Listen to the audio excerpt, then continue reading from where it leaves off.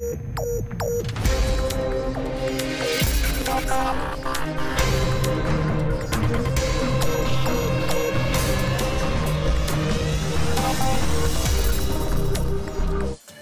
بكم. في افتتاح منافسات الجولة الأولى من مونديال الوداد واجه نجم الحرايز خصمه دياراس العوايز. اللقاء الذي جرى وسط أجواء حماسية انتهى بنتيجة غير متوقعة لصالح دياراس العوايز الذي أظهر تنظيما تكتيكيا عاليا وفعالية هجومية واضحة. من خلال هذا التقرير نسلط الضوء على مجريات المباراة وأهم لحظاتها. في كرة القدم هناك هزائم وهناك كوارث. في قلب ملعب مبلل بماء الخيبة وأمام جماهير لم تصدق ما رأت انهار نجم الحرايز كما لم ينهر من قبل.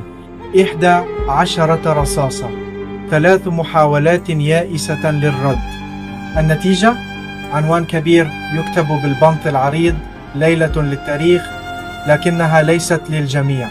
الخطوط متقطعة، الروح غائبة، وحارس المرمى في مشهد أقرب إلى كابوس مفتوح على اتساعه. أما دياراس العوايز فكانوا كمن قرأوا سيناريو اللقاء قبل أن يبدأ. لعبوا، استعرضوا، واحتفلوا. نجم الحرايز الفريق الذي طالما قدم دروسا في الصمود يبدو اليوم بحاجة إلى مراجعة شاملة. فالهزيمة ليست فقط في النتيجة بل في ملامح الانكسار على وجوه اللاعبين.